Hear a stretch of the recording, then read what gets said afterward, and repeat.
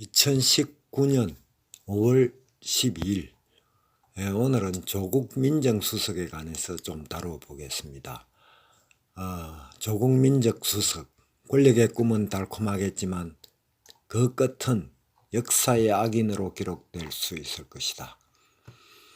5월 9일 날 문재인 대통령은 청와대 조국 민정수석 거취 문제와 관련해서 권력기관 법제화까지 성공적으로 맞춰주기를 바라고 있다고 말을 했습니다. 그리고 취임 2주년을 맞아서 이날 밤 상춘제에서 진행된 KBS 특집 대담 대통령에게 묻는다에 출연해서 정부 차원의 권력기관 계획들은 다 했다.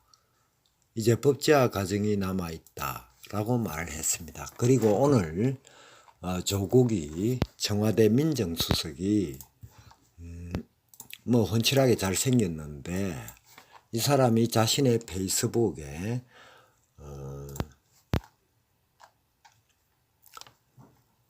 각 권력기관이 정파적 이익에 복무하지 않도록 하는 것은 공의인 바 정파를 넘는 협력이 필요하다고 말했습니다. 국회가 고위공직자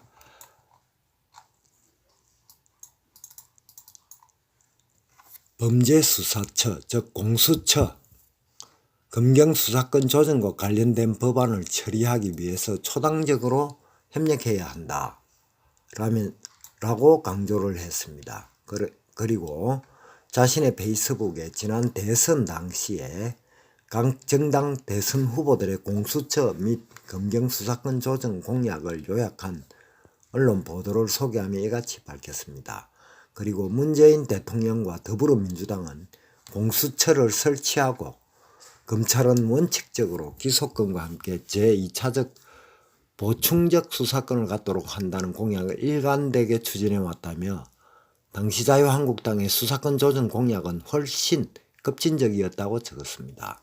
이어 2018년 6월 법무부, 행안부 두 장관 수사조정 합의문 및 2019년 4월 패스트트랙 법안 안에는 경찰의 1차 수사권 종결에 수사 종결권에 대한 검찰의 사후 통제 장치가 마련되어 있으나 부족하거나 미비한 점은 추후 보완해 나가야 한다며 경찰 비대화 우려에 대한 해소 문제도 마찬가지라고 했다. 조 수석은 문재인 출범 직후 국가정보원 국내정보부서를 전면 폐지했고 국내정치 관련 보고를 받고 있지 않지만 명실상부한 대북 해외정보 전문기관으로 탈바꿈하려는 법 개정은 국회에서 막혀있다고 설명했다. 그러면서 이상과 같은 권력기관 개혁의 법제화를 최종적으로 마무리하는 곳은 국회라고 하며 주권자인 국민은 정치인과 정당의 공약을 지킬 것을 요구할 권리가 있다고 강조했다. 고위공직자 비리수사처 설치와 검경수사권 조정을 담은 패스트트랙이 통과된 가운데 권력기관 개혁이 국회에서 입법으로 최종 도출될 때까지 조 수석이 상황을 관리해줘야 한다는 의미로 해석이 된다. 자, 여러분, 이렇게 좋은 말들은 다 합니다. 이 사람들. 국민을 팔고 인권을 팔고 또 민간인 사찰을 안 한다라고 했는데 김태우 그 검찰관 말처럼 또 자기 파들도 자기 정파도 뒷조사를 하고 반대파는 물론 말할 것 없고 또 며칠 전에 김상진 단장을 또 구속하고 그러면서 온갖 좋은 말들은 이 사람들은 다 해댑니다. 얼마나 악랄하고 위선적입니까? 자, 그러면 민정수석의 임무가 뭡니까, 여러분? 민정비서관, 공직기관 비서관, 법무비서관 및 민원비서관을 두고서 국정과 관련된 여론 파악, 부패 척결, 인사검증, 법률 문제 보좌 등의 업무를 수행하는 게 민정수석의 임무입니다. 그런데 여러분, 인사가 어떻습니까? 또 이 더불어민주당 집권 세력들의 부패 얼마나 숭악합니까? 일일이 말도 못합니다. 그리고 북한과의 뒷거래 또 얼마나 많습니까? 밝혀지지 않은 것들이. 먼저 저는 조국 이자가 1992년 산호맹 사건, 소위 남한 사회주의 노동자 동맹 사건으로 당시 백태웅 학도 호국 단장 했죠. 그리고 박노해 그 시인 은수미 등과 국가보안법 위반 혐의로 울산대 교수 재직 시 5개월 정도 구속된 전력이 있습니다. 백태웅 씨는 현재 하와이대 교수로 재직 중이고 은수미는 더불어당의 성남시장이 되어 있습니다. 그리고 그 후 조국은 미국 캘리포니아 법대 박사를 취득하였다 하였으나 이 학위가 3년의 과정을 통해 받은 박사라 보통 6년이 걸리는 박사 학위와는 그 차이가 많다는 가짜 박사 논란이 일기도 했습니다. 그 후 2001년 서울대법대 교수로 임명돼 화제를 모으기도 하였고 또 사법참여연대 그 요즘 이 정권의 끝발이 좋은 참여연대 사법감시센터 소장으로 활동하기도 했습니다. 이 사람이 그때 참여연대 활동 시절에 개천에서 용난다는 사법고시 폐지를 강력히 주장하여 노무현 때 그 사법고시를 없애기도 한 인물입니다. 개천 간의 그 사다리를 없애버린 중심인물이 바로 이 사람입니다. 저는 사실 조국의 산호맹 전력을 욕하고 싶은 마음은 없습니다. 솔직히 인간은 청춘 시기에 사상적, 이념적 편린과 방황을 겪는 것이기도 하고 또 철이 들기도 하는 사람이니까 과거를 가지고 현재 모두를 재단하고 싶지는 않습니다. 그러나 현재 이 사람은 이 정권의 핵심적인 권력의 중심에 서 있는 사람입니다. 그래서 오늘 조국의 모습에 개탄을 금할 수가 없습니다. 이들이 만들어가는 사회가 자유민주주의인가 또 시장경제인가 이 체제를 무너뜨리려 하는가 그리고 어두운 저 북한과 사회주의 체제와 손을 잡고 가기에 나는 아직 이 사람들이 사상적 전향을 전혀 하지 않았다고 봅니다. 자, 여러분 저렇게 강제로 날치기 통과시킨 패스트 트랙을 국민 10명 중에 몇 명이 안단 말입니까?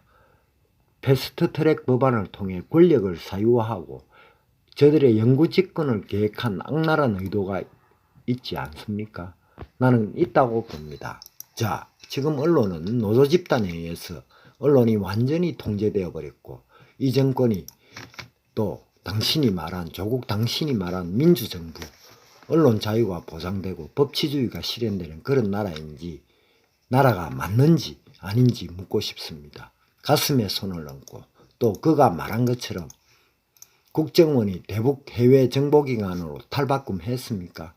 또 간첩을 잡기는 한단 말입니까? 그러면서 석유를 몰래 북한에 퍼주고 있습니까?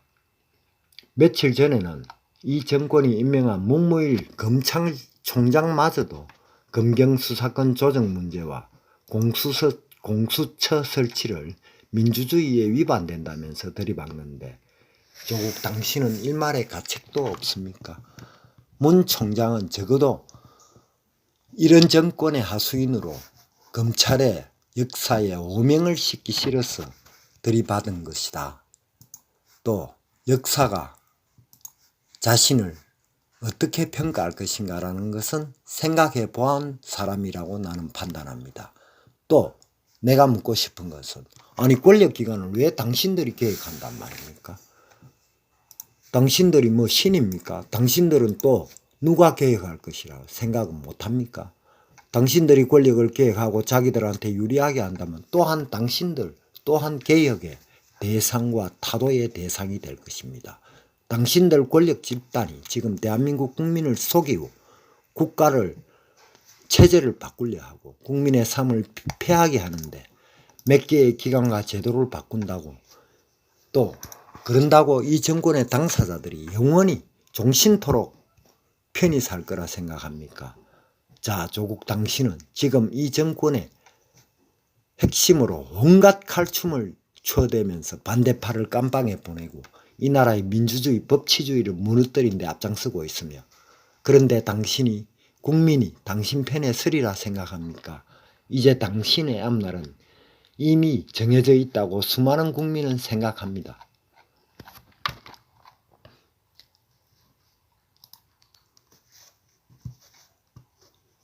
칼로 흥한 자 칼로 망한다. 옛 말이 맞습니다.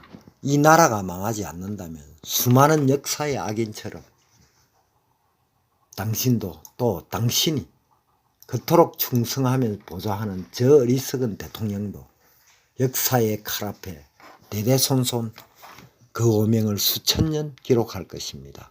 당신의 운명은 이미 끝났습니다. 역사를 잊지 말기 바랍니다. 국민의 편에 서지 않고 적국과 내통하면 그것 또한 역적이 되기 마련입니다. 감사합니다.